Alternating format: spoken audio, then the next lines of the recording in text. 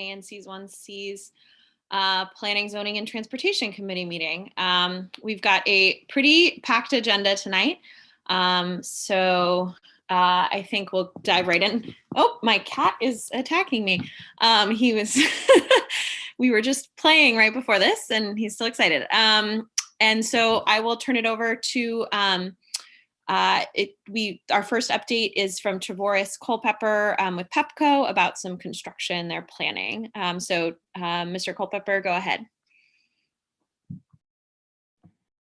All right, thank you so very much. Can everybody hear me? Yes. Yep. Okay, no, thank you. I actually have a presentation, if that's okay, if I can share my screen.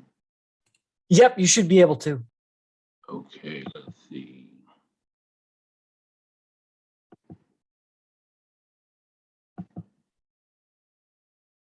Okay, let me know if you can see that. Yes, we can. Okay. Okay, give me 1 second. So I apologize for this. Hold on.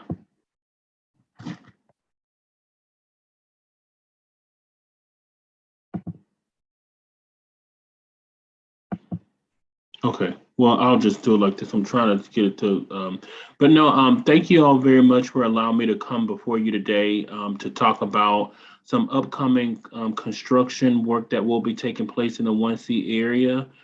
Thank you very much for, just giving us this opportunity. I believe my colleague, Mr.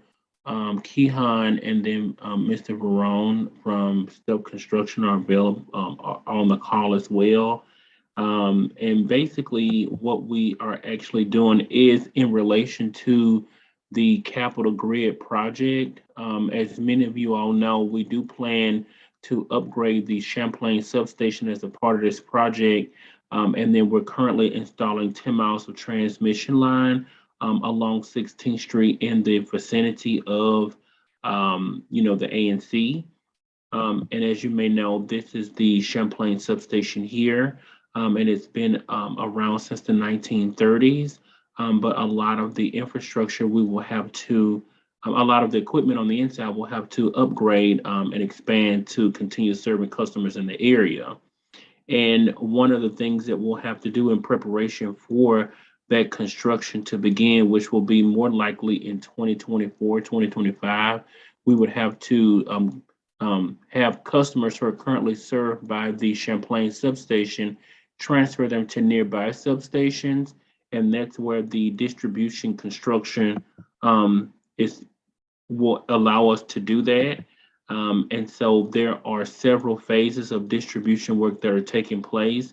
What you see here in the red is what I wanted to call your attention today, because it is construction along V Street.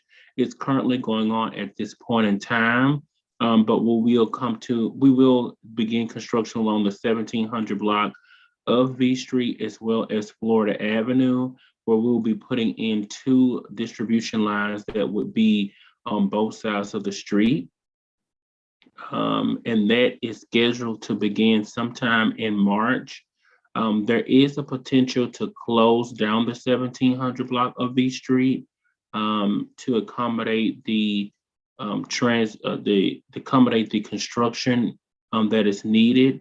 And so that might be something that we will do, and we're confirming that at this time. I'm not exactly sure if that will take place, but that's something that we are evaluating.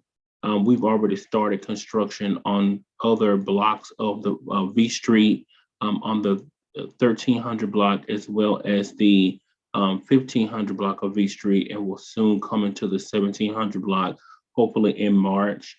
And our hours for operation will be 9:30 to 3:30, Monday through Friday. And again, that distribution construction does include installing 2 lines on both sides of the street, and that will be phased. And what you're looking at right here is the current schedule that we have. As you can see, work has already started on several sections of V Street, and we're anticipating being again near the 1700 block in late March, early April of this spring.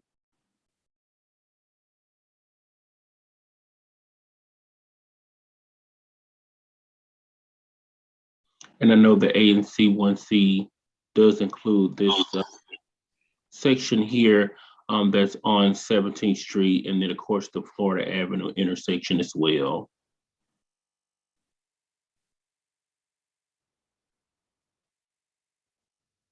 Thank you. Yep. And then this is the area here again that we will be installing distribution lines. And then we will have to come back to install distribution lines for the Champlain substation, but that won't be until 2023. But just wanted to call your attention for the distribution line. And that's pretty much all I wanted to discuss and share with you all today. And just wanted to see if you had any particular questions at this time. Great, thank you so much. I don't have any specific questions. I'll open it to other folks in a second, but would you be able to share this presentation with us after so we can share it with the public? It sounds like some folks are interested in that. Yes, ma'am. Great, thank you. Any commissioners have questions? I do. Thanks, Chair Faulkner. I appreciate that presentation. Trevorris, thanks for being proactive and bringing this to us and to our attention. I had a couple of things. So one, I've gotten notification from a few of constituents in my SMD 1C07 that there's a strip of parking that's been reserved for Pepco along Ontario Street. And it seems that it was for this presentation or for this project. Is that true?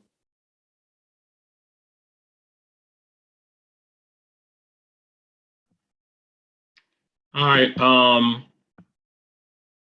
sorry. Let me. I think we have our project manager that's on the call. Kehan, are you available? I don't know if you have him there. He may be able to answer that question. Yeah, I think we can get him promoted so he can answer. I'm sorry, could you say that name again? Is Kehan Faharian? Yes, he's coming up now. Sorry.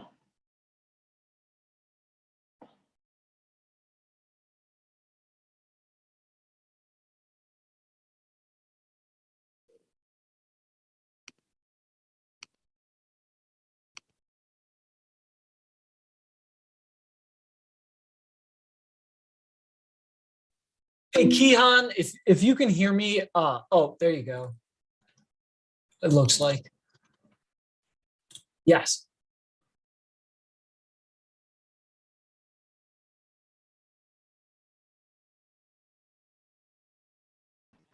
Right, I think you can hear me now. You can, we can. All right, finally. Okay, so it was a little hard, but right now I'm working on phase one. Still, construction is working on phase one, and mainly closer to 13th Street right now, and working towards west, towards 14th Street. And during that time, yes, there will be some no parking signs installed. Yeah, no, I think their question was that they had reports about the no parking signs along Florida Avenue. Was that the question? Yeah, it was along Florida Avenue, right at that intersection of V right there, and then going up Ontario Road, up just north of Florida. And just wondering, I mean, if phase one is all the way over on 13th Street, then why is there parking that's being taken along Ontario Road? And Keon, that's not what this, right? We are starting in April as we're currently on schedule. I just want to, that's what we're Correct. And Yep. that one, I believe that one should be 16th Street bus lane project. That's the only project I know in that area. That's DDOT's project, not Pepco. Yeah, I will have to follow back up with you on that. I mean, if there are any pictures of those signs, we'd definitely like to see them.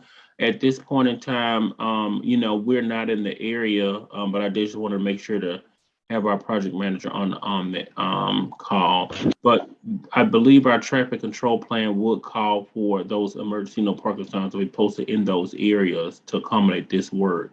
But we're currently not there. It's stealth construction that will be that's executing this work. So that's who's actually doing it. But I can follow up about the emergency no parking signs and just do my due diligence on our end. Okay, that sounds great. And I'll follow up with you, Trevorce, about that. I also had a constituent reach out. Yeah, so one of the constituents, I'm sorry about my pronunciation of your name, but Jay Swiderski is saying that they were along Florida between V and 17th, and that there seemed to be some along Ontario, and that the signs do say Pepco. So why don't I take some pictures of that and follow up with you, Trevorce, and we can figure out what that's for, if not for this Yes, project. sir. Yes, sir. Sounds good. And then I also had a constituent reach out and just make sure that alleyway blockage will be respected for some folks that can only access their parking through alleyways that might be blocked along V. So when this construction happens, just want to make sure that Pepco's being thoughtful about how folks are going to be able to access their parking in their alleyways. Yes, ma'am. Yes, sir. That we will definitely do that. Thank you. Okay, great. I'll follow up with you about that from one particular constituent that I received a notification from about that. Okay. Thank you. And then, my only other comment is just that the substation up at Champlain really needs a little love and attention. It's landscaping. There's a lot of broken glass out front, a lot of trash kind of scattered around, kind of going from the building site itself out onto the sidewalk and sometimes down into the street even. The tree that's there, the roots have totally overgrown the sidewalk and the sidewalk's very ripped up. And I understand that, probably some of that more major work will be done with the reconstruction and as the building is redone.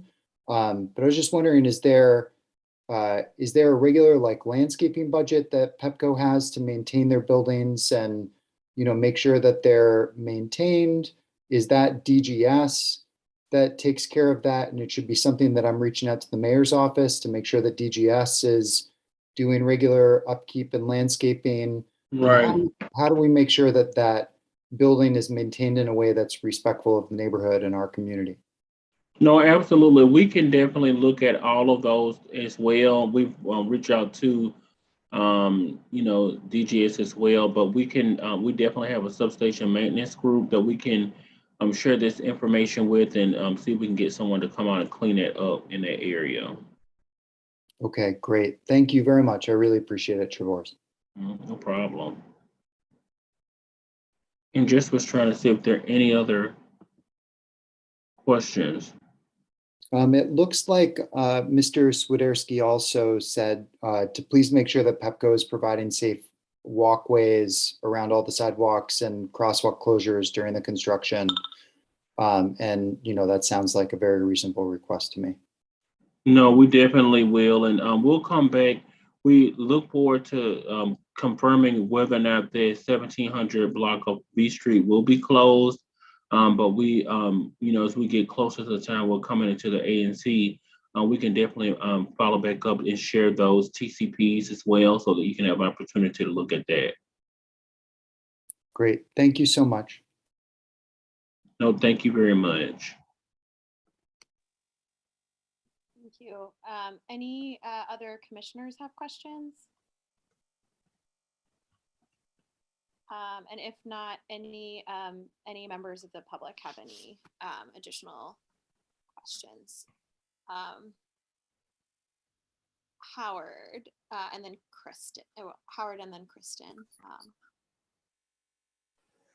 Yes, this is Howard Balke. I don't know if you've got me on video, but I just wanted to check in and say I have been, I guess, certified as the new commissioner for ANC 1C1, and I'm supposed to be sworn in Friday afternoon by Commissioner Nadeau, and I look forward to working with everyone and getting my committee assignments. And I'll continue to follow what's going on here, and actually have a few comments about things later on. But thanks so much. Thank you, Commissioner-elect. Thank you. Thanks, Howard. I will look for your name next time. Oh, thank you. Yeah, congratulations, and looking forward to working with you as well. Yes, and thank you for the presentation. Thank you. Thank you. Kristen, go ahead.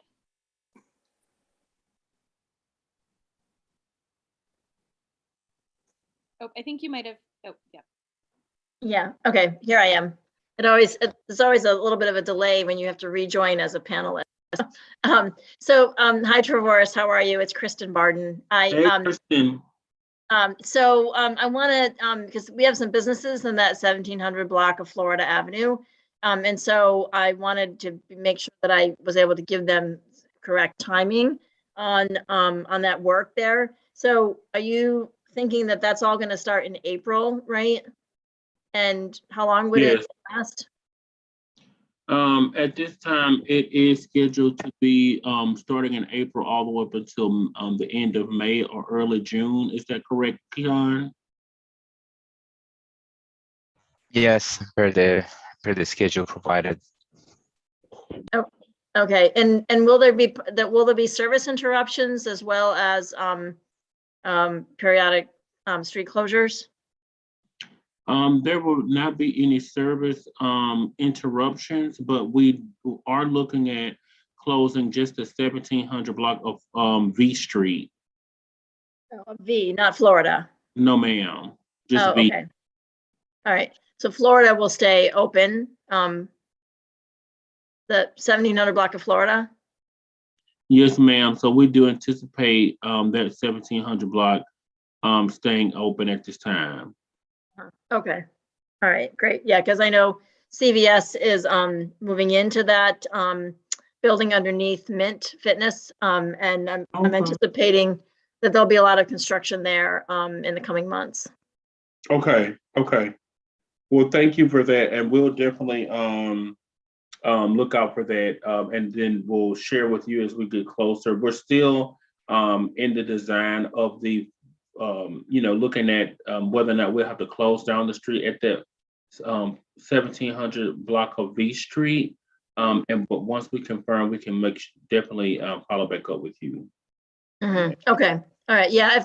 If there's going to be much of an impact to the 1700 block, between California and I guess that's the other part of Florida, along Florida there, under the Mint Fitness building and all of that commercial property. If there's going to be much of an impact on them, if you could give me a heads up, I'd appreciate it. Okay, no, I definitely will do that.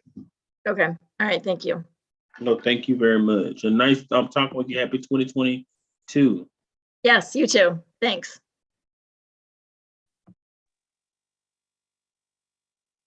Great, thanks. Any other members of the public have any questions about this PEPCO presentation? If not, then thank you so much, Trevorris and Kehan, and we'll move on to our next agenda item. Well, thank you all very much, and I look forward to following back up with you, Jake and Megan. And thank you, Commissioner Clem, as well. Great, thank you so much. Thank you. Thanks, Forrest.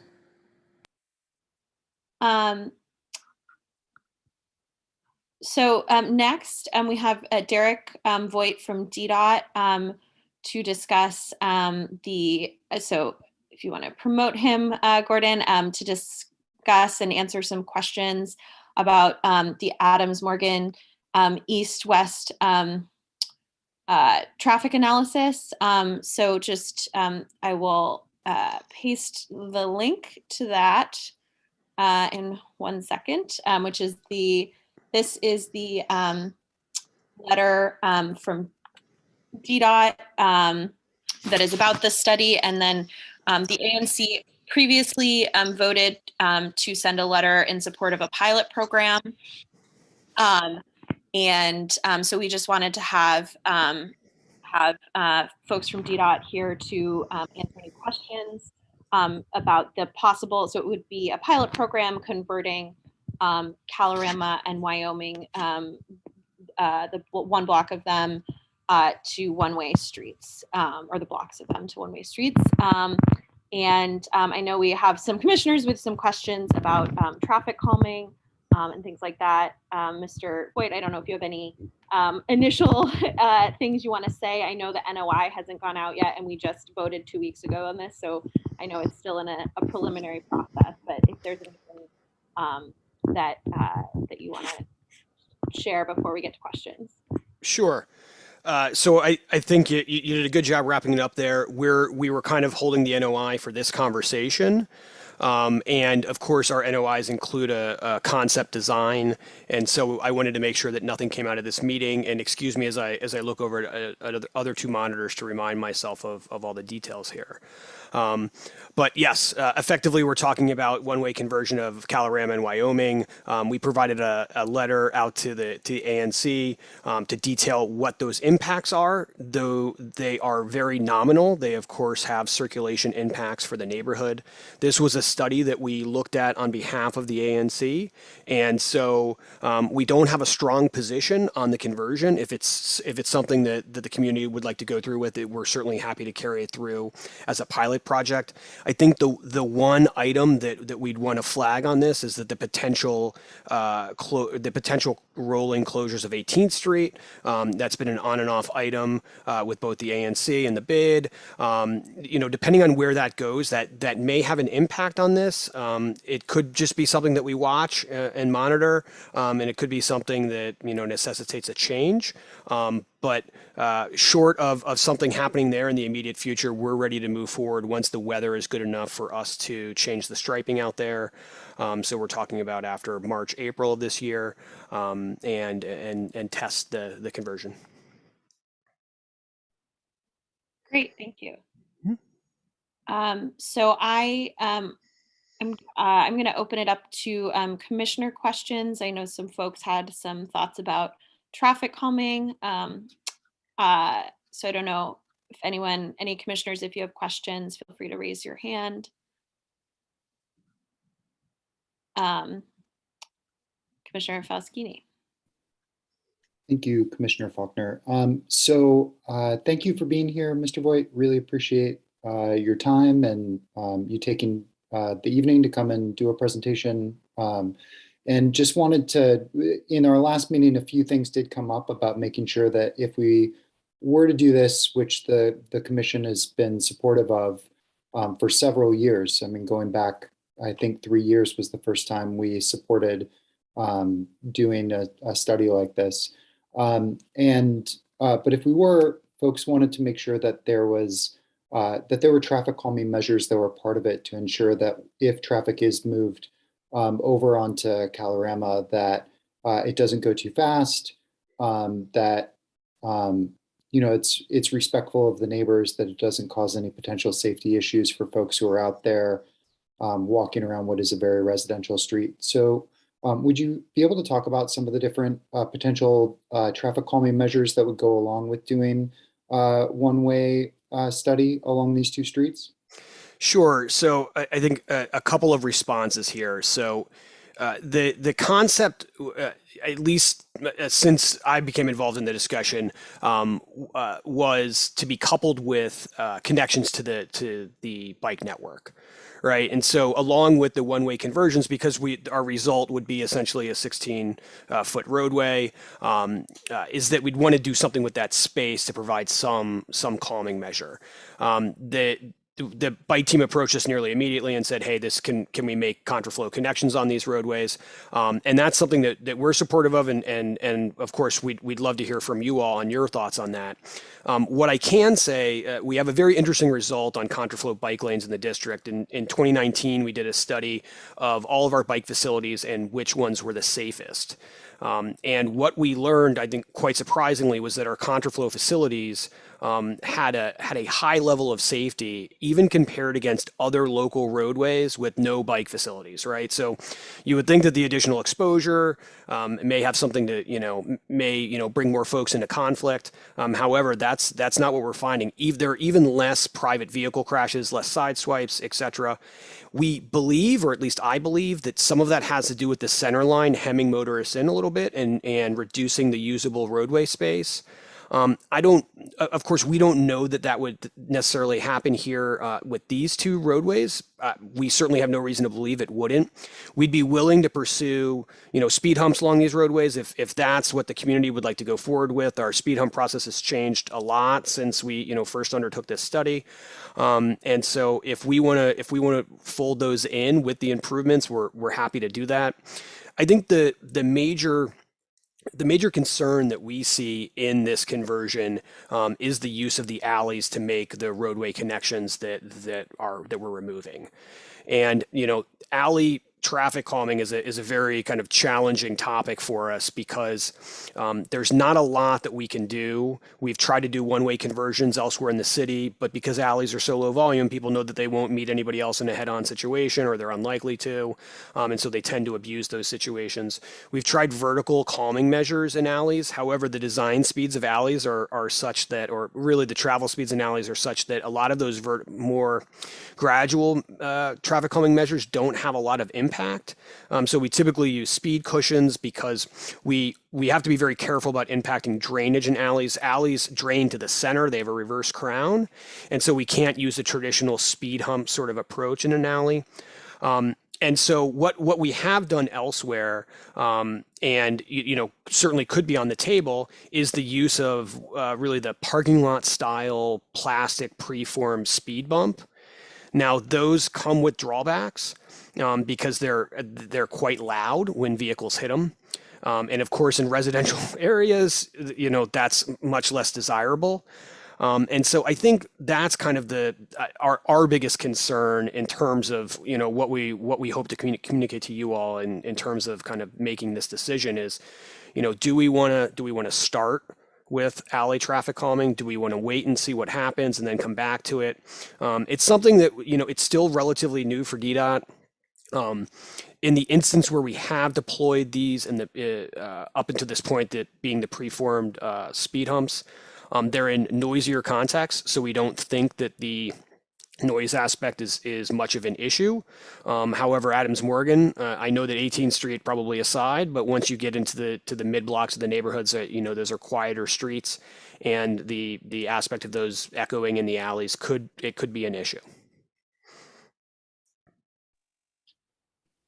Thank you. That was super thoughtful. Is there, and we did hear from some of the neighbors that especially along Calorama and Wyoming, they would love to see speed humps along there in order to slow down traffic. My only two questions is if we do the contraflow bike lanes, can you still do speed humps with the contraflow bike lanes and not end up endangering bicyclists going along the street? Or is that not possible? So let me talk to my bike team about that. So my gut reaction would be, yes, that we would terminate the hump before the bike lane. However, that could make it attractive to kind of skirt around the hump with two wheels. But I don't know what our bike team's position is on traffic calming measures impacting bike lanes, and so I would want to defer that to them. I think the other piece, while we're on that I still need to talk to them about, is their level of comfort with doing protected lanes. That was in the resolution that you all sent along. I'm unsure if the cross section will support it, and if they have any concerns that I don't see with it. But provided the cross section will support it, and there are no concerns, we're more than happy to make that part of the design. Of course, parking protected lanes require a little bit more of a buffer than a traditional contraflow lane, which is right dead against the parking. And so the incorporation of the 5-foot bike lane plus the 2 or 3 foot buffer plus the parking, we just need to see if it would all fit. That, of course, would take the traffic calming piece out of the equation for the bike lane, and it would, hem in motorists to a much narrower space as well. So sorry, I will I promise turn it over to other commissioners, but I just have a lot of questions about this. That I really appreciate all of that. Other question is if it turns out that we end up doing the one-way street, the pedestrian only zone along 18th, basically from Colorama up to the end of the road, from 18th from Colorama up. If we end up doing that and we end up diverting buses along Colorama and along Wyoming, as opposed to going the long way around down to Florida, if that does happen, and I'm not saying that it will, or that is like the plan, Okay. but if that does happen, does the contraflow bike lane leave enough space for a city bus to go along those streets, or does that preclude the possibility of diverting buses during the weekends in order to save cost by going a shorter distance around the closed section of 18th as opposed to having to go all the way down to Florida? Does it still leave the possibility open? So off the cuff on this, we've got a couple of other concerns in addition to the lane width, right? So the contraflow lane would provide enough space to where we wouldn't be too concerned about the buses, but we have other considerations from a turning radius standpoint when it comes to buses moving along those roadways. And so right off the bat, the right turn from westbound Colorama onto northbound Columbia would more than likely be an issue. It's something that we need to look at. This is the first that I've heard of the bus diversion through the space. So that's an excellent point. Thank you for bringing it up. And it's just something that we would need to look into. I don't have an answer for you right off the top.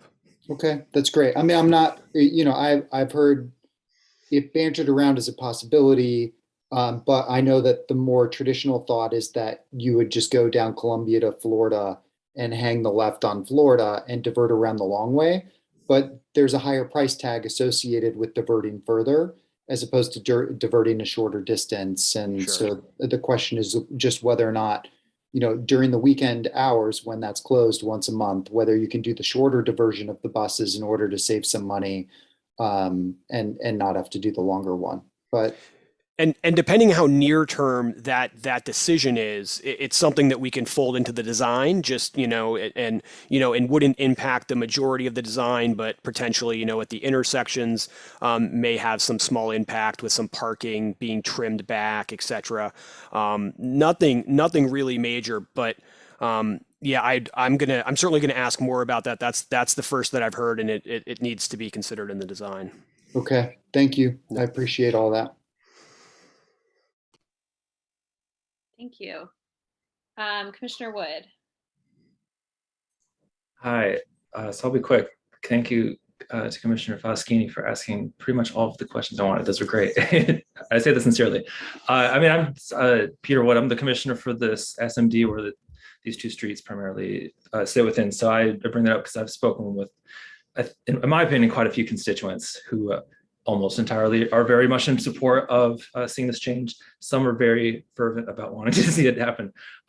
So I'm excited to see it moving. One thing that I do, and I apologize if I don't formulate this question in the best terms, but the area right around the corner of, Wyoming and 19th and Columbia. So there's Hargrove Park, and then there's also the promenade, and then also the 7-Eleven. So there's a couple little triangles. I know that one of the very first conversations I had over a year ago now with some constituents right at that intersection was that because the promenade's a very large building and they had expressed that they wanted to see the conversion because driving into their parking garage was very, very scary. Has that been factored in? Is that sort of a part of the equation and what the intersection might look like, or if there are any other complications? I haven't looked too deeply into the engineering of it, but I'm just curious if that's come up onto these discussions. Sure. So I think a couple of questions for you, and forgive me as I look over my shoulder to my other screen here. Do they enter their parking kind of like between what's that? Between Columbia and Wyoming? Is that the driveway into their parking? I believe it's on the southwest corner of the building. I think they have to turn, if you're coming from Columbia, you'd have to turn across oncoming traffic on Wyoming, so that the 7-Eleven's on your right. Of course, like verify this with the map. Oh, I got you. So they're I'm pretty southbound on 19th. So a left off of Columbia, a left onto 19th, and then a left into their parking area. And their concern is the oncoming 19th Street traffic. It sounds like, correct? Yeah, and I just kind of bring it up. I think that if it's the conversion to a one-way would resolve kind of the scary part, which is having a bunch of directions of traffic coming at you. You reduce that number of directions, but just because immediately crossing the street, you have a shift to a very short, I don't even want to call it a block, but just a couple of segments of triangle where the street would be two-way road. I might be answering my own question, but I'm just curious if this is. Yeah, no. I think you got part of it for sure. So, the eastbound right off of Wyoming would kind of catch you by surprise in that instance, right? Because they're coming around the corner, and if they're rolling the stop or something like that, they could just pop out and be right there. Of course, under this plan, it would be eastbound one way, so that threat or that potential conflict would be eliminated. The other approaches would all remain the same. And so any of the conflicts that are related to that would still remain. And perhaps we're not talking about the exact right spot. I'm happy to chat with you offline on this as well, just to make sure that we incorporate any concerns that have to do with that access into this plan. That's great. And I'm in touch with the residents and other people in that building, in the intersection especially. So yeah, I'll get a hold of you. Okay, super. Thank you so much. Yeah, you bet. Great. Any other commissioners with questions? All right. If not, any members of the public have any questions? Edward Hughes, go ahead. Okay, can you hear me? Yep. Okay, thanks, Megan. Thank you, everybody, for this discussion. And thank you, Derek, for showing up and talking about this. So I have a couple of questions. First of all, the traffic analysis that was conducted in consideration for turning Kalorama into one-way was conducted over 2 days back in January of 2019, I believe, during the week. As I think you've gathered from the discussion we've had this evening, this is really just the first step in then closing off traffic northbound on 18th Street at Kalorama and pouring all that commercial traffic onto Kalorama Street.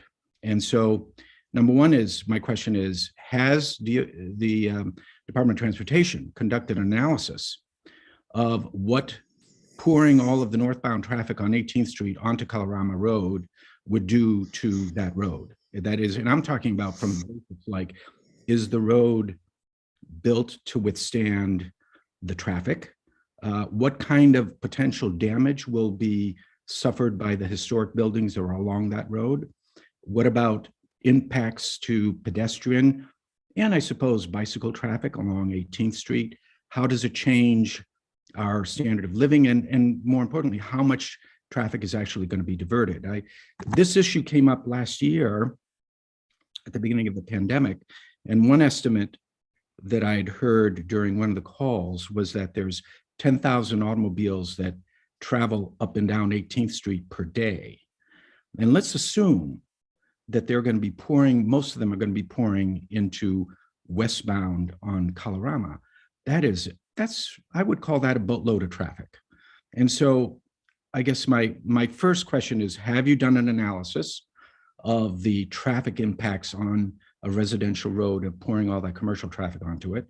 And secondly, if in fact this is, and I suspect it is linked to closing off 18th Street, I would like a commitment that the Department of Transportation will first conduct a study of the traffic flows to make sure that it doesn't fundamentally and adversely affect the residents of that residential street.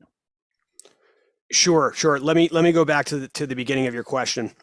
So we collected data that it was in 2019. You're correct. We collected it on 2 days, on Thursday and Friday, so that we could compare kind of the the weekend night traffic with what was happening, or weekend-ish evening peak traffic with what was happening different and apart from the weekday peak traffic.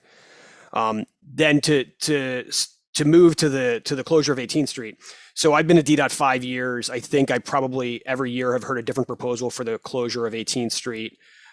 They have never moved far enough ahead to be studied. And so, to be clear, before the Department of Transportation would consider such a closure, it would absolutely be studied. It would be studied with the traffic expected to be seen during the closures, right? So we would be looking at the weekend traffic, not the weekday traffic, for instance. But I don't know what these plans are to close 18th Street. The current plans, I don't know how far advanced they are. I'm really only here to speak about this study. And that's why at the beginning of this call, I said, notwithstanding what might be happening with 18th Street, I have heard talk again about the closure of 18th Street, about pedestrianizing it. And that's why I really put the asterisk on this study to say, hey, we don't know what's happening with that, and that we know is going to have an impact on this. And so I think I can make two commitments there. One is if it's going to be closed, there will most assuredly be a study on it. And then the other part of that is I'm with the safety team here at DDOT. We are of course going to make sure that whatever the conclusion is here, is that it's a safe environment for the existing residents and for the folks that are using the facilities. But that's not what this is about, to be clear. So, and if that does happen, this might have to change potentially, right? Because yes, as you described, that is potentially a large impact. So, thank you.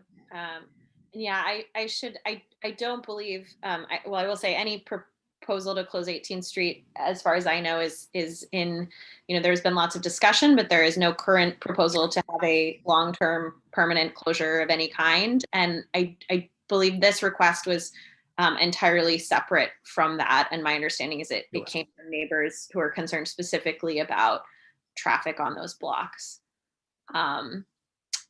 Yeah, any other questions from the public or commissioners? Hey, if you don't mind, Megan, Derek, I wanted to ask, in a one-way configuration with the contraflow lane, is the distance that you pull parking back from like a curb cut, is that different from if you have two-way traffic, or can you sort of explain how the safety works there?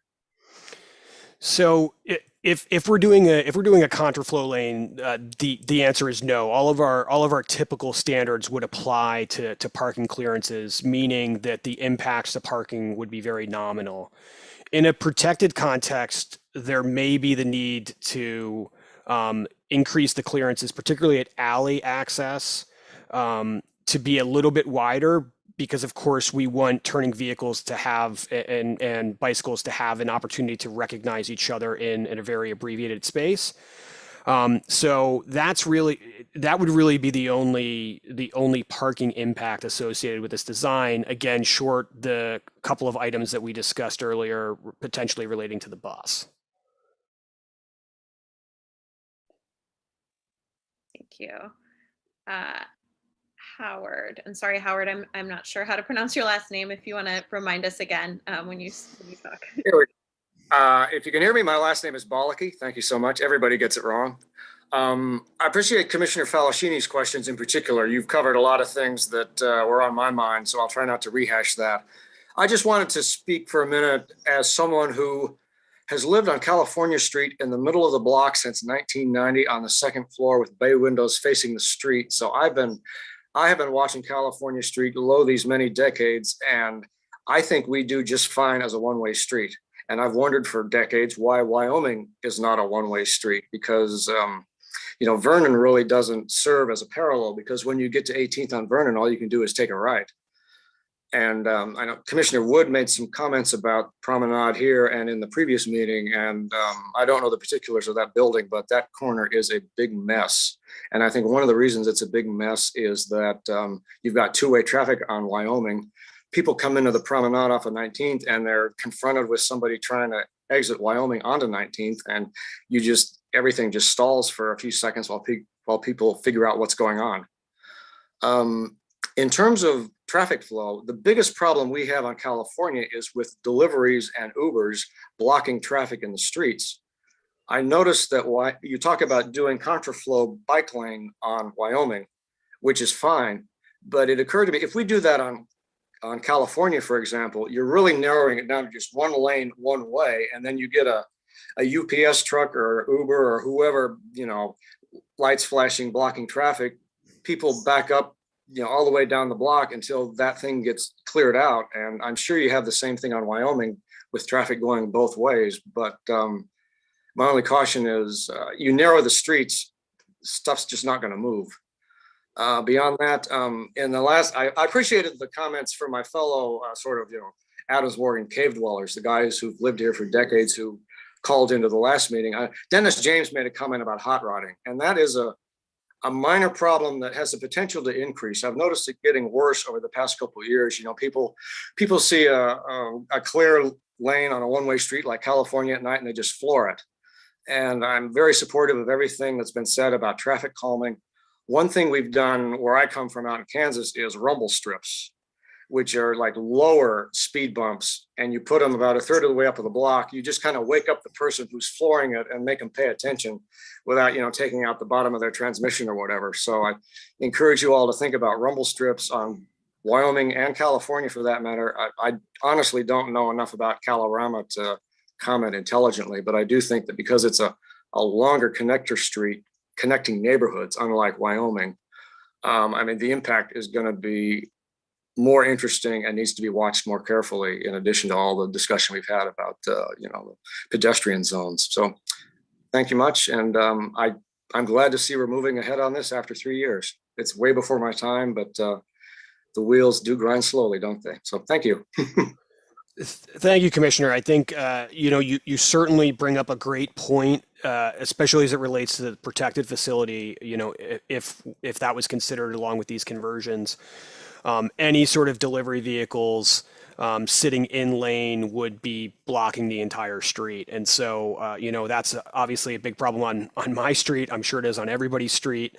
We can squeeze by, we're two-way, but in a context where we push the parking out, almost 8 feet, that's gonna really constrain the rest of the roadway, and that will certainly deliveries will certainly be an impact, Uber Eats, etc. I also want to pick up your piece on rumble strips. We tend not to advise on the installation of rumble strips. It's certainly something I'd be happy to do if that's what the community was interested in. They are very loud, as you might imagine. When you're approaching a toll plaza, you probably can all recall hitting rumble strips. In residential neighborhoods, we really don't recommend them, but we're happy to do it. It's a very easy treatment.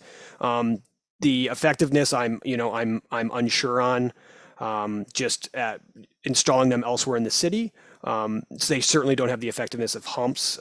But again, the point the commissioner brings up of somebody bottoming out their car, some people like to hear that. To know that folks are being punished for their bad behavior. Some folks are tired of hearing it. So we get all sorts of complaints as it relates to speed humps. But anyway, I offer that on rumble strips. Great, thank you. Any other comments from either the public or commissioners? Great. Well, I'll just say I think I was specifically going to ask about some of the things Commissioner Falaschini asked, including like the combination of a contraflow lane and speed humps. And I think this is all really helpful. I think when the NOI eventually comes out, I think we'll probably have a lot of specific thoughts, and this has been really helpful in enabling us to have as much information as possible for that. So thank you so much for taking the time. Certainly, and let me just say this. So we would prefer to have the process down before we issue the NOI. Okay. And so perhaps let us run through a couple design concepts of what can and can't fit. Let me circulate that back out to everybody based on this conversation. And if you all are in agreement with the way to proceed, then we'll issue the NOI. Otherwise, we can of course discuss it again. But there's still some unknowns on the design piece. This bus aspect is a huge consideration. I want to make sure that we understand if that is possibly in the next six or 8 months. We have, of course, committed to follow-up study on this just to make sure there's not any major traffic impacts.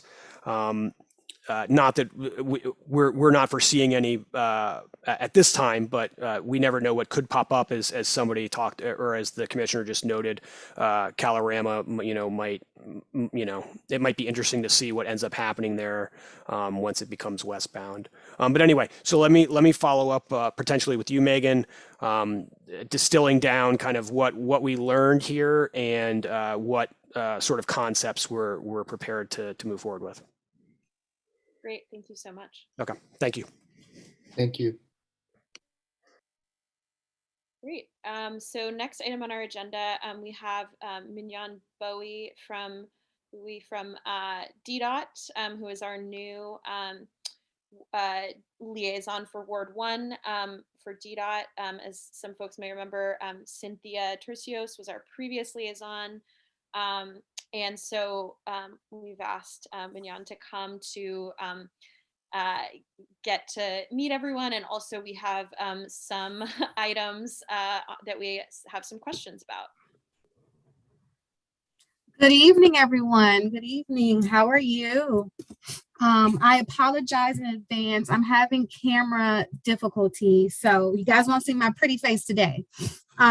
Just kidding. But thank you again, Commissioner Faulkner. I know we briefly spoke the other day, and I was able to get a few updates in regards to some priority items for 1C. So I'll just go ahead and report on that if that's okay. So perfect. So the first item I did want to discuss was Columbia Road and Biltmore Street Northwest. Now, as a result of the fatal accident late last year, we at DDOT have recently opened 9 work orders. So these work orders have been distributed to our contractors, and we are expediting installation. So that's a great improvement on our end. These improvements will include signage, markings, and flex post installations for this intersection. Now, typically, these installations would wait until spring due to challenging physics of installing markings in winter, but we're using the urgency of this unfortunate accident for this location to try a new method of installing striping in the winter. It's basically an infrared heater. So the heater should arrive this Friday. And once we receive that heater, we will then look for a weather window with no snow or salt on the ground in order to install the plans. So hopefully, if all things go considered, I believe it might snow tomorrow and I want to say Saturday. But if all things go as planned, we think that it will likely, installations will happen within the next 2 weeks from this Friday. Also, we have made some additional implications in regards to the corridor. I know recently last week, and Commissioner Wood can attest, we were able to begin installing some signage. And recently, I believe, late last week, we replaced a missing no parking sign on Biltmore Street. So that was also a win. So those were my updates right now, and I will continue to update you, commissioners, on the progress, and I'll notify you once we do receive that heater and when we do begin installations. Now, an additional priority that is on our list, I believe, was for the 1900 and 200 block of Columbia Road Northwest. So an update that I was able to receive from my team was that we were able to investigate the 200 block of Columbia Road Northwest for pedestrian safety concerns. Upon our investigation, we are able to move forward with installing traffic signs and pavement markings for improved traffic safety. Now, if you need further details on that, I can surely provide you more in depth of these markings and traffic signs we plan on installing. But right now we have done the investigation and we're moving forward. Now I'm just waiting on my team for further updates on a timeline for these completions. And finally, because I don't want to hold you guys up too much longer, it was an update from the 18th Florida and U Street. So an investigation took place last fall, I believe in August, and you can correct me if I'm wrong. But at the intersections of 18th Street, Florida Avenue, and U Street, in the findings, we identified various signing, signal timing, and phasing improvements and markings that need to be addressed for safety concerns in the area. So due to budget constraints, and I know Commissioner Faulkner, we already discussed this, but there was an anticipated delay within the next 12 months for construction because of the budget constraint. However, I reached out to my team and have not yet received any word back, but I'll continue to work diligently to find out when our safety team will basically provide a projected start date for this project. And now I'll just open it up if you guys have any questions for me. Great, thank you. So I think there are already a few questions in the chat, but I'll just thank you very much for those updates. I think if you could, if you could send, just possibly an email with some more details about the 2000 block of Columbia. Mm-hmm. I don't think you need to go into detail here, but and then I think there was a question in the chat about if you could just repeat sort of the installation at Columbia and Biltmore that we hope will be installed in 2 weeks, just what that will be, if you could repeat that again.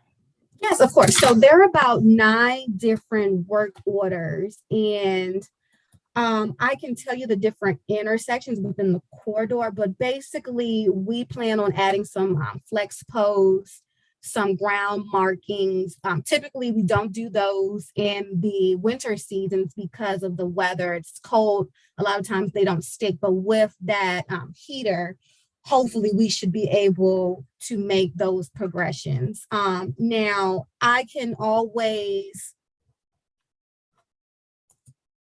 gather more details on where, and I'll ask my team if I could actually send over actual graphs on where the markings are and what type of markings they would be for. I'll just have to gather that information on my end just to make sure I'm able to provide those details, just because again, we have investigated, but we just want to confirm that these are the appropriate markings. But I can definitely on the later end send those to you. Great, that would be great. And we're really, we're glad that it is being expedited. I think the community is certainly, it's been 2 months and we're really eager to see some of those changes at that intersection. So we're glad to hear that, and exciting to hear that you're piloting a new way of applying those markings in the winter. And I'm sorry, is Derek still on the line? Because he actually might be able to provide some in-depth detail on some of the work. I'm just sending it back to panelists. Okay.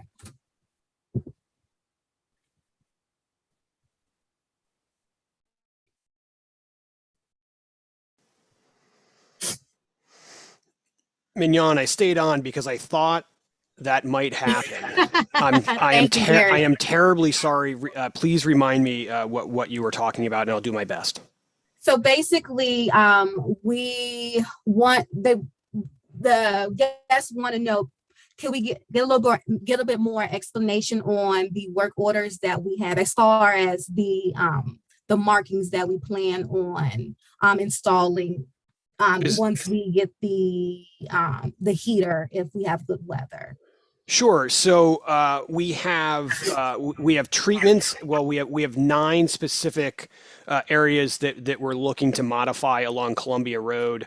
I don't have the details in front of me, but it effectively spans from the street at the top near Mintwood, is that Belmont, down to California. And what those improvements are is protection for all of the uncontrolled and controlled crosswalks. So we have a series of curb extensions. These are tactical curb extensions with flex posts and paint. In addition to parking clearances from those. Many of those uncontrolled crosswalks along that section have parking right against them. And so there's a lot of corrections to opening up visibility for the pedestrians, as well as providing some, as well as reclaiming some space from the traveled way / parking lane, so that the peds can get out there with a little bit better visibility and have a shorter crossing distance.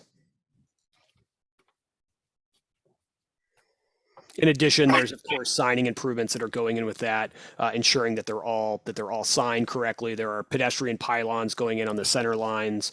There are some minor fixes that we came across. There were some missing sections of center line, if I recall correctly, and just some other kind of general routine maintenance items that we also worked into that. But for the most part, what it is it's a curb extension project that's being done tactically with flex post, and we're reclaiming some of the traveled way / parking areas to ensure that the clearances are per DDOT standards.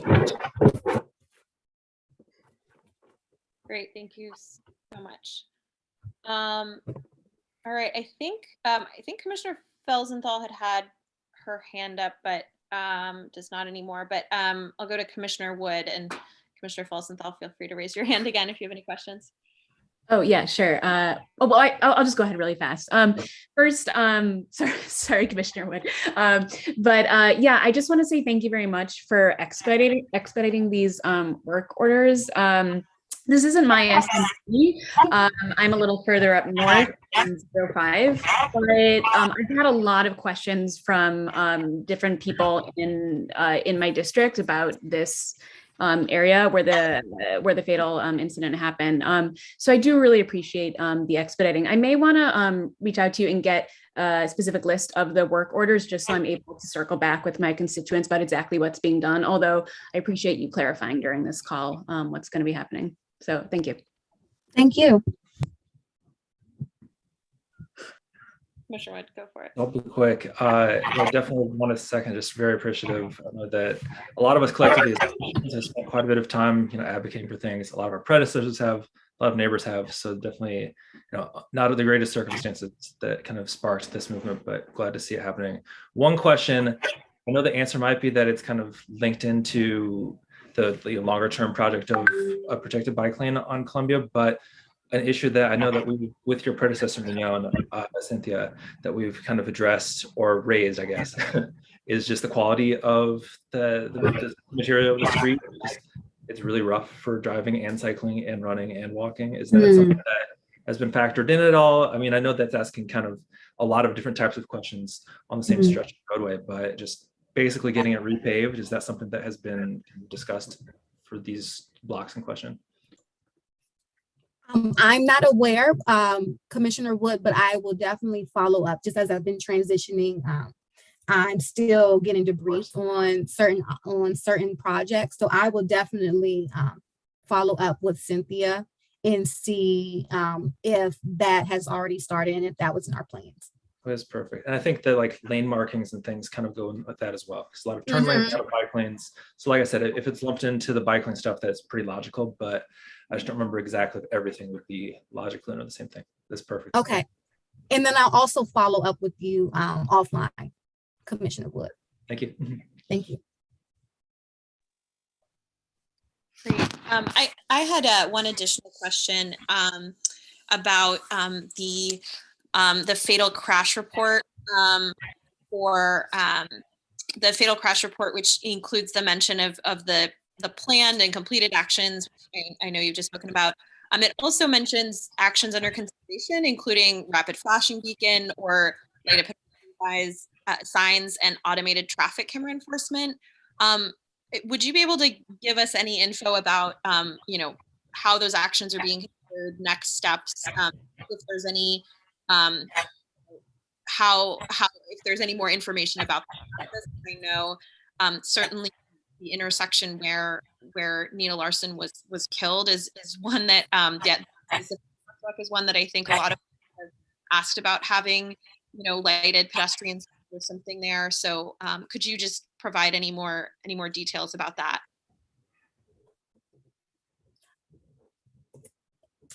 Sorry, you were going in and out, Commissioner Faulkner. So from my understanding, you were hoping to find out if we had any additional information about potential speed cameras or flat pedestrian flasher signals.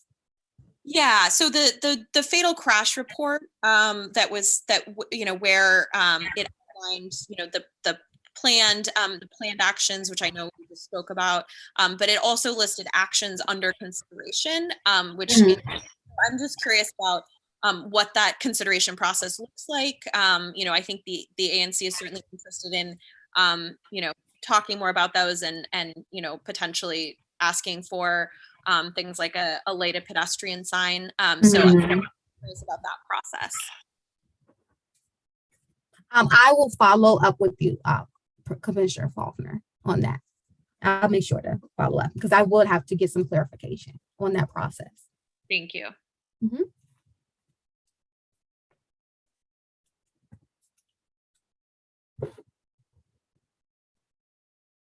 Commissioner Falskini, did you have something? I did, thank you.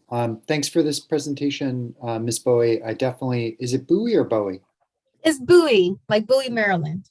All right, cool, good to know. And thank you for being here, for presenting, for taking some of your evening to join us. I really appreciate it. Go ahead, I'm sorry. No, go ahead. No, I was just going to say, I appreciate you all working with me and being patient as I'm still learning myself. So your patience is very appreciated, and I will make sure with your questions to go back to my team and get some clarification. It's great. Thanks so much. We're happy to have you on board. And we're just going to say I've got several open 311 requests and TSIs, old school TSIs, back when they were a thing. So I'll follow up with you about those ones from my SMD. The only other piece I had was my understanding was that there was several $1 million that was dedicated for the Florida Avenue rework and for this next year. So I'm a little bit surprised to hear that the 18th and Florida intersection might not be funded for this year. My understanding was that the Florida rebuild basically from 16th all the way over to 18th was funded by the city council for this year. Can you clarify that a little bit? Now, I have not been briefed on that, but again, that is something I could also, if we want to follow up with me, Commissioner, with that offline, I will follow up. I don't know if Derek, if you might know by any chance. I don't, Mignon. I'm not very tied into capital programs, so. Okay. I apologize. No worries. Thank you. I'll find the information that I got from the city council, and we'll follow up with you about that, Mignon. Okay, and I'll go ahead and I'll find some information and update you, Commissioner. Thank you. Great, thank you. All right, Commissioner-elect Bockley. I'm so sorry, Howard. I will get that right. There we go. Yeah, Bollocky, that's not a problem. Everybody gets it eventually, but I just wanted to take a moment and sort of introduce myself to Ms. Bowie, and I look forward to working with you on matters of mutual interest. Commissioner, interest in that intersection at 18th and U in Florida, because I'm the guy on the other side of that little border, so I'm sure we'll be following up on that. But wanted to take just a minute to raise what might be a parochial concern, but I don't think I'm the only person who's suffered this.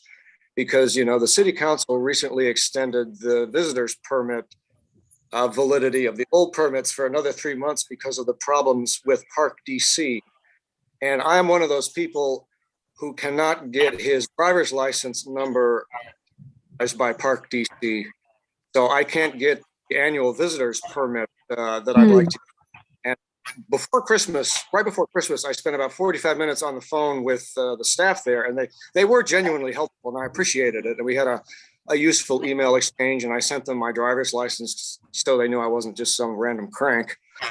And right before New Year's, I had an email exchange with them again with a real person, which I appreciated.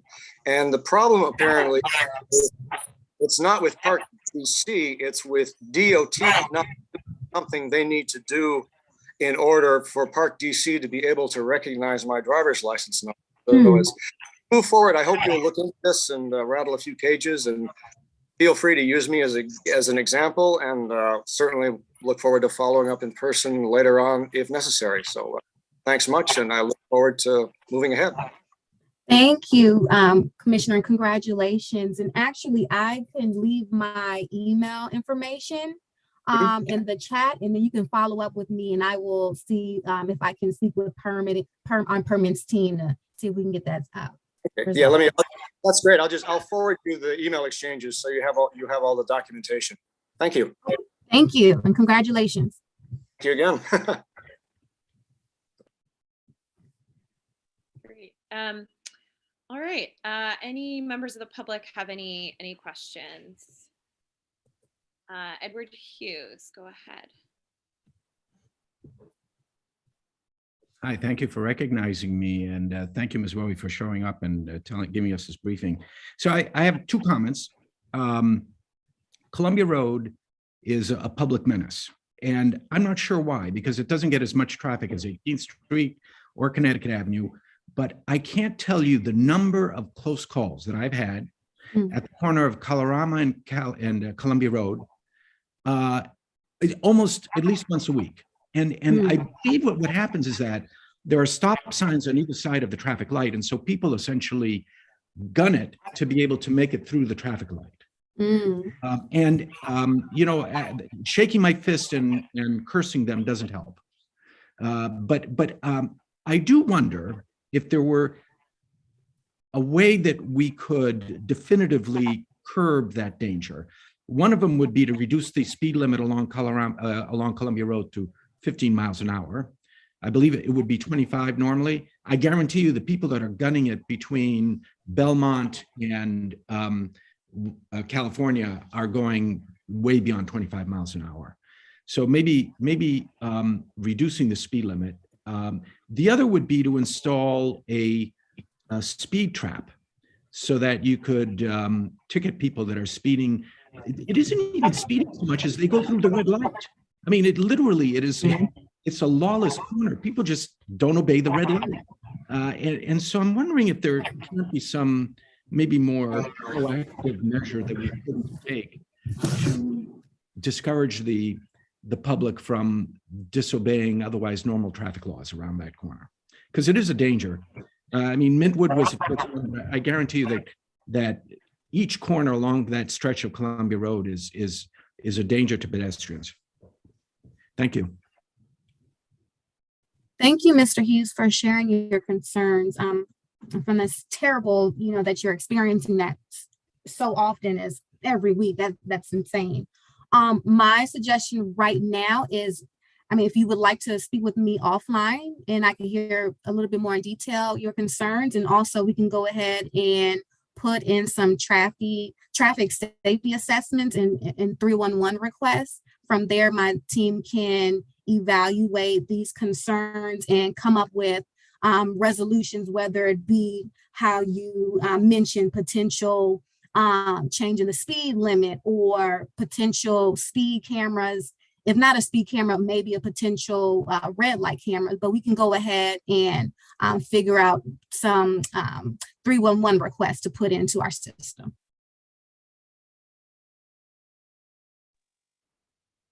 Great, thank you. And I definitely agree that whole stretch of 18th Street is very much stressful for pedestrians. And it sounds like I know that this is not, but some of the requests that we put in for where some of the things along the 2000 block of Columbia Road are, I think, some of those areas, which will not, I think, address everything, but hopefully some of that will help. Commissioner Felsenthal. Yeah, I just want to say I appreciate Mr. Hughes' comments. I just want to say, I'm new on the commission, and when I was gathering signatures for my nominating petition, so I don't live on that stretch of Columbia. I live on Columbia right off of 16th, so a little further north. And pretty much everyone, in fact, 100% of people that I spoke with when I was collecting signatures for my nominating petition strongly agreed that Columbia Road is just very dangerous. That's actually a big part of the reason I decided to join the commission. So I do want to say that I agree with Mr. Hughes and also, with what Commissioner Wood said earlier, but also expand on that and just say Columbia Road is problematic also further north in my SMD as well. As we continue to work together, I'd really like to, work with you on implementing ways to reduce traffic speeds in particular on Columbia Road, because, it's very difficult to cross safely. Cars just don't stop. And I so appreciate the expedited work orders that are being done by Mintwood, but it certainly is a wake-up call that we're going to need to continue improving safety along Columbia Road for all Adams Morgan residents. And Commissioner, I'm sorry if I'm mispronouncing your name. Is it Felsenthal? Yeah, it's Felsenthal, like Rosenthal. Felsenthal. And sorry, I have my Invisalign in, so I might have a little lisp right now. No worries. But I would love to maybe schedule a call, because I definitely do want to hear more about the concerns of the community, especially since you were able to reach and communicate with them all. So I would love to schedule a call with you in maybe a webinar or whatnot to get a little bit more clarity and more background on that. That'd be fantastic. Yeah, I look forward to speaking with you further. Thank you. Great. And I will add too that I think we'd love to do some neighborhood walkthroughs, which we've done previously with Cynthia at some point, which, maybe we will wait until some of these things have been installed, and then also the weather is a little warmer and COVID has hopefully calmed down a little, but we'd love to do some neighborhood walkthroughs with kind of all the commissioners and in individual districts. That would be amazing. Yeah, we'd love to do that. And then I will mention just one final thing, which just I think for everyone's information, I think most people on this call know this, but that there is a Columbia Road bus priority project that is in the planning stages that we haven't had any formal ANC action on, because I think they're still gathering information, but we expect to hear from them soon. And that whole project particularly is meant to improve safety for all road users. So I think we'll certainly have an opportunity to, and I know Mignon, that's sort of, there's another team at DDOT that does that. There's all the, so I'm sure, but, I just wanted to mention that as well. Great. Any commissioners or members of the public who have any final things for Ms. Bowie?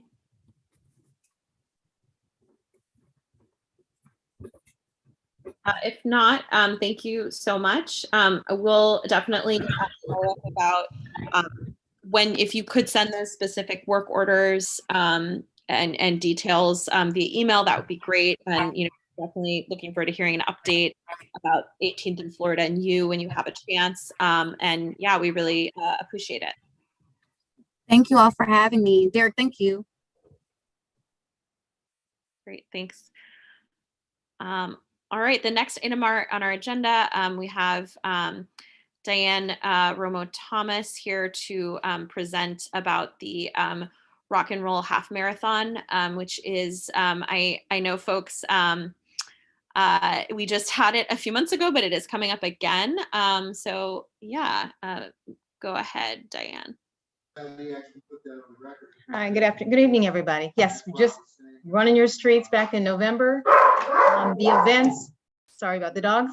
The event is running at its normal time this year, and that's March 26th. It's always run in March. This is my 14th year with the event, so I'm back in front of you guys. Again, it's Saturday, March 26th. It is the same course that you saw in November. So the runners are going to still be on Adams Mill, coming out of Rock Creek Park, Calvert, making that right, coming across Connecticut and entering your ANC on Adams Mill, running down to Columbia, making that left-hand turn onto Columbia, and then running on Columbia until they pick up Harvard at 16th Street. Same timeline as November. We had about 11,000 runners here in November, so we anticipate probably that field size in March. And so it's total, it's about a 4-hour closure. I think the streets closed about 7:30 in the morning, and we cleared out of there. And the November event was out of there by 11:30 a.m. So we're pretty good on sticking to those timelines. I know it's important to get your streets open in your community. The MPD does require no parking along the course. And if you saw it in November, a lot of the cars were not touched. So I don't know if you have a different scenario or constituents, experience something other than that.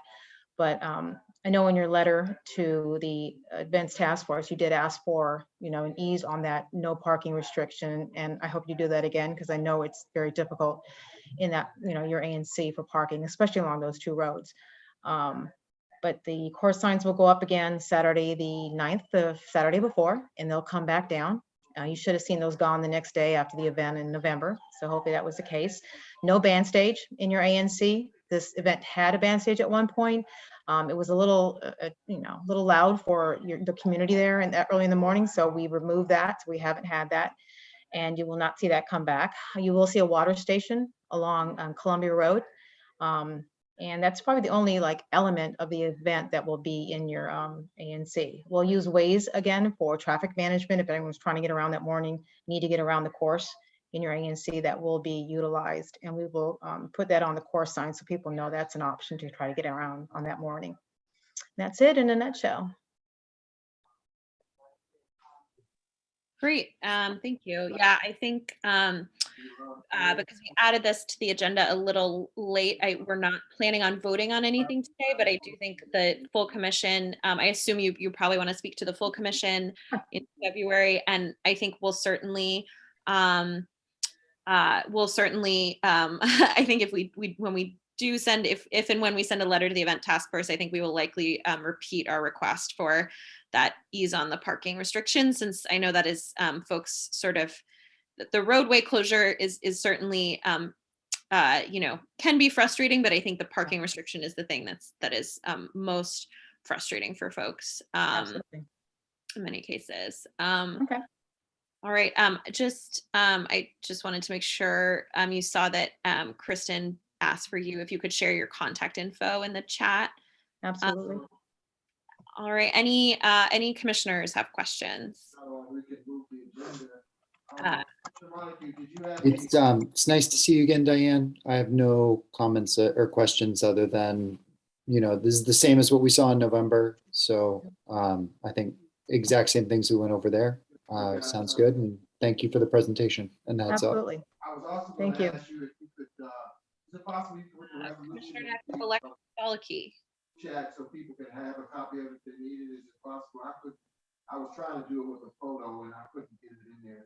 We've got about 75% of Americans who are overweight and 40% of them are clinically obese. So I'm always glad to see efforts to get people off the couch and out in the street. My question is, what is the charitable benefit of this event? I know you raise money. Where does it go? The main beneficiary is St. Jude's Children's Hospital. Okay. So, and then people also use the event to raise money for their own organizations, causes. I know Children's Hospital had a running group that's a little more local for us, but St. Jude's is definitely the primary beneficiary of the event. I mean, do you set aside a certain percentage of your receipts for St. Jude's? I believe they do. I can get that number for you if you'd like. I don't know it offhand. But it is my understanding that this event is owned and operated by a privately owned for-profit corporation called Advanced Publications, right? It's actually owned by Ironman. which is owned by Advanced Publications. Yeah. Yes, sir. They bought you a year or two ago, and I just figured Ironman might be more notable to people, but yes, you're correct. yeah, but I'd like to take the opportunity just to state that I do not see the public policy benefit in inconveniencing a bunch of my fellow citizens for a for-profit corporation. I mean, I just want to I don't know if I ever get a chance to vote on this, but I just want to lay down a marker that you should expect I'll vote no. Thank you. That's all I have. Various requirements and procedures in proposing and analyzing the impact of the proposed bus terminal, whereas the proposed bus terminal is on an already. Right. Anyone else have any questions or comments? Either commissioners or the members of the public. And bridge maintenance division and 2 major construction companies. If not, then thank you so much for your time and sharing the information. We really appreciate it. Sure, you got it. We will see you at the full commission. Thank you. Great. All right. The next item on our agenda is so this was another item. So that previous item, just for transparency, got added less than a week ago. Kristen, yes. Let me just share this with everyone. She did share it, but I think she just sent it to a panelist. That is that is not her contact information. That is the link. It is not. There we go. That is her. I can also, I think, share her email, though I don't have that easily accessible. But her phone number is right there in the chat for everyone now. So this was the previous item was added less than a week ago. And generally, we don't vote on items that are we don't vote on items that have been added less than 10 days unless it's really in the community's interest to either vote on them or it's it would be counter to the community's interest to not vote. It's in our bylaws. This next item was also not added within the 10-day period. However, and the next item is a resolution in support of 2 bills before the council. The Walk Without Worry Act and the Safe Routes to School Expansion Regulation Act. And I'm going to move that we consider it despite the time frame because in the interest of the ask is for the council to have a hearing for these bills and take them up swiftly, ideally ahead of budget season so that they can get addressed. And so I'm just going to suggest that or ask and make a motion that we take a vote. I guess I don't need to motion and I'm motioning that we add it to the agenda. Sorry, this is all the 10-day notice is complicated, but that we add it to the agenda because it's in the community's best interest to consider it. Seconded. All right, great. And then it's funny when there's 2 of us, but I all those in favor of adding it to the agenda for full consideration, please say aye. Aye. Great. So that it is now added to the agenda for consideration. I will share the link in the chat. The resolution, I'll just briefly, I wrote the resolution, so I will just briefly lay it out.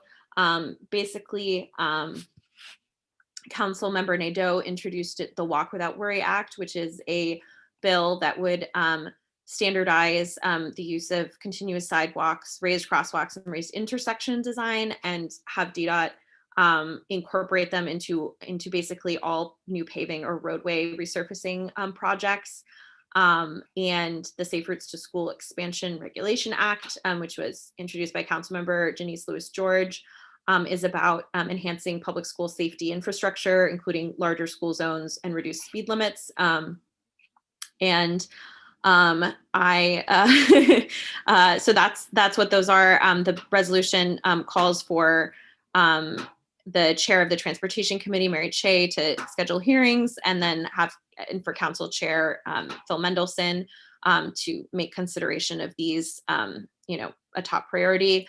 I will note that Councilmember Nadeau's bill does have 8 co-sponsors, and then Councilmember Louis George's bill has had unanimous support upon introduction. So these bills, seem to already have some support, and so we hope the council. I hope the council moves quickly. So yeah, commissioners, any thoughts or questions or feedback?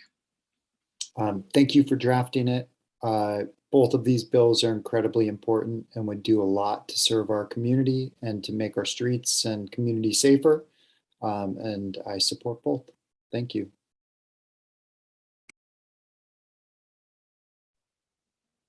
Commissioner Felsenthal.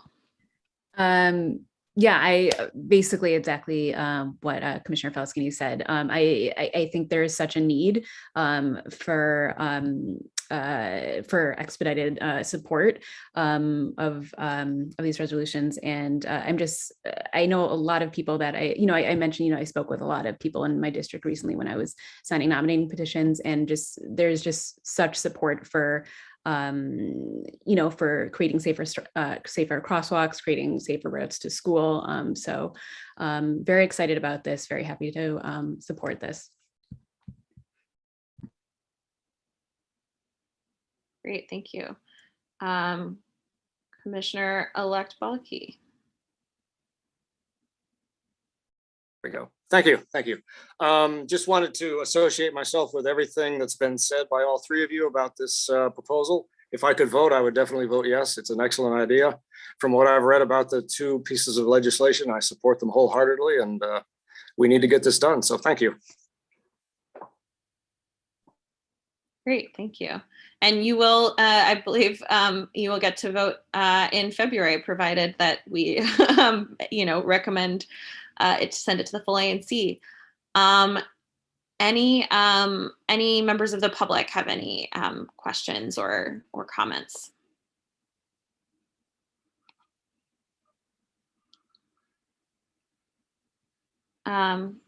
Great. If not, I think we can move to a vote. So all those in favor of recommending the full commission support this resolution, say aye. Aye. All opposed? Any abstentions? Great. We will send that on to the full ANC for consideration at our February meeting. And then the last item on our agenda is a little bit unusual, but is one that we wanted to flag sort of for community awareness. There is a I am pasting the link into the permit application. So there is a permit application for public construction in public space at the 1781 Florida Avenue. It's the building with mint on it, and used to be Pleasant Pops and Red Weight and Basil, I think it is. And that is slated to be a CBS, and they are applying for public space construction permits. I think it is, if you are anything like me, that is like definitely a confusing site plan. But I will note that one thing to mention is that the bike share station, which is on California at the California and Florida intersection, that bike share station is slated to be sort of moved and rotated by, and DDOT has said they will do that. You can sort of see that in the upper left corner of the permit. But I just we wanted to share this for public awareness. And if anyone has any questions, the ANC can provide feedback on this by, I think, February 3rd is the deadline. And that comes right after our next ANC meeting. So we could take the opportunity to take formal action or just to give input. But we wanted to provide an opportunity for folks to, especially since this is a big intersection. It doesn't seem like there will be, based on my understanding of it, it doesn't seem like there will be a ton of huge changes, but yeah, I just wanted to. Yeah, it does look like the bike share is going to be moved around, and maybe will be an easier configuration. Does anyone have any, Commissioner Falskini? I don't really see the need for another CVS in our community, seeing that we already have one, on the north side of Adams Morgan and one down in DuPont.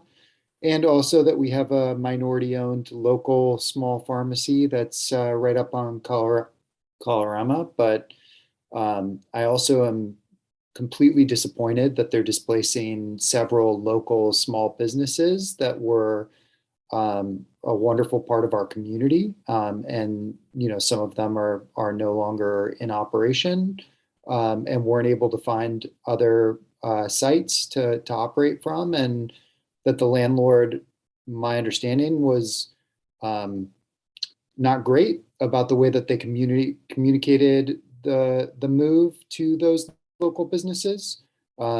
So yeah, it doesn't seem like a really great service to the community, and I don't see any need to do anything in order to further it along.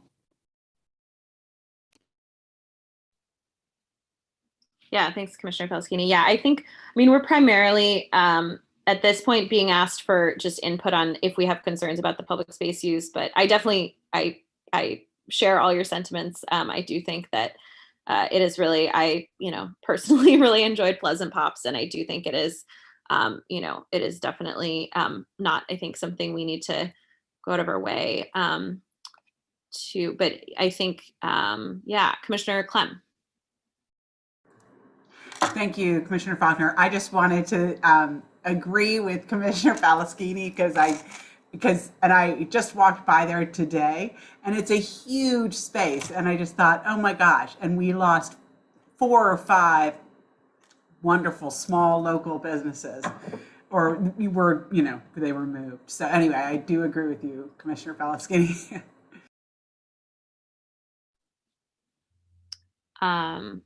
Yeah, definitely. All right, members of the public, I think Edward Hughes and then Jay Swiderski. Yes, hi, thank you. I'm wondering if you could explain, for those of us that are not as well versed on, what does it mean, a public space construction application? Are they asking to use public space to build their pharmacy, or I need a clarification on that, and then I have a question. Yeah, so public space permits are primarily, my understanding, and I'm not an expert on them, but is sort of if they were to have construction staging equipment in public space, or that they need to, potentially add so I think part of this plan includes like a loading zone that would be added. And so they do, they pay permit fees for that, for the use of public space.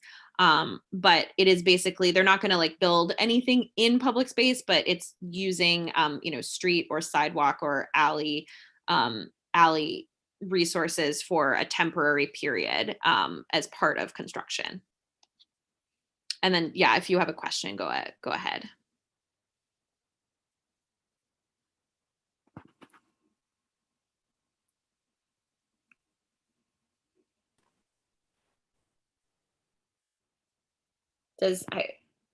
I'm not sure if Mr. Hughes had another question. Thank you. You unmuted me again. Thank you. Yeah, I guess the question that I had was, what is their plan for handling parking? Are they going to build a parking lot on the side, on the front, or in the back, or are they going to make use of street parking? What's the proposal? So I don't know. I don't believe I I do not believe they're building a parking lot or anything. The other CVS along Columbia Road, does not have dedicated parking. I think what they will likely be doing is, for the duration of construction, is they may have a temporary like loading zone, or similar to when people are moving and they have pods on the street and they have a permit for that. But I don't believe there's, as far as I know, there wouldn't be any plan to add parking. And then Jay. Thank you. I want, I guess, first to also agree with Commissioners Falaskini and Clem about the lack of need or, frankly, desire for this facility in the neighborhood. I live on Seton Street, so my building is just off the top of that map there. So I'm also concerned about the fact that they are apparently planning to have the store supplied, because this isn't a construction diagram. This is how they're planning to have the trucks come in to, make regular deliveries to the store. And it looks like they're planning to have those trucks come down Florida Avenue and then just stop at the curb and unload across our 17.5-foot sidewalk to get into the store.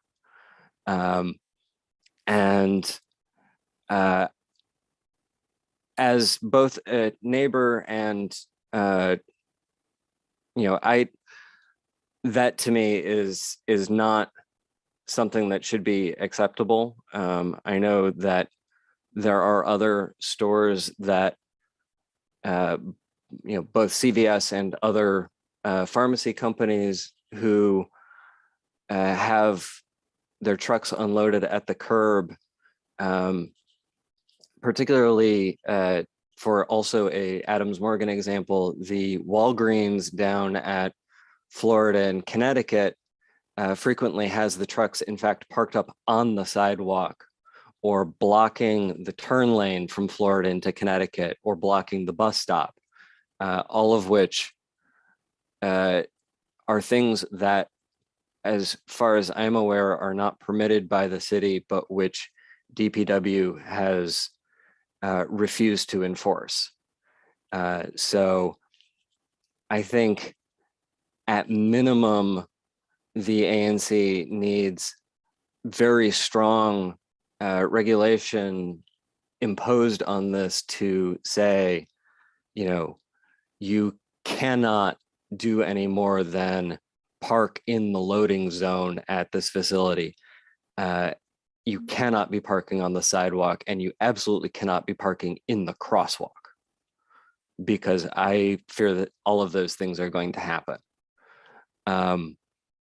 And frankly, given that there is a alley alongside this building, I think they should be using the alley.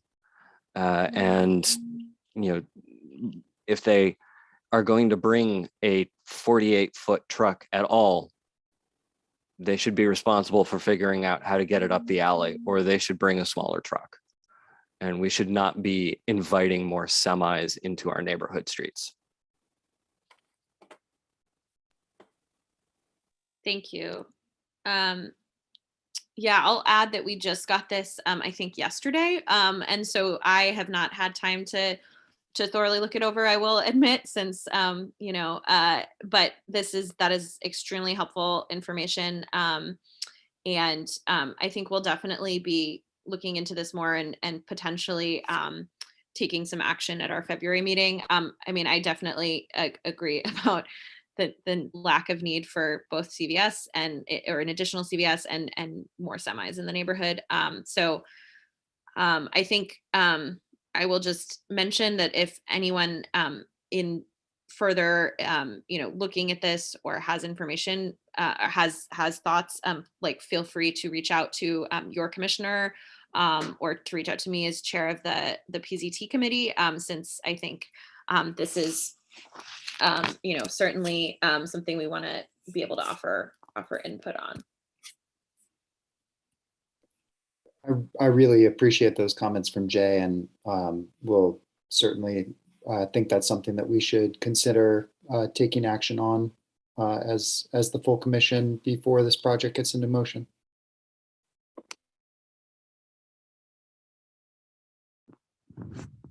Great. Does anyone else have comments or questions?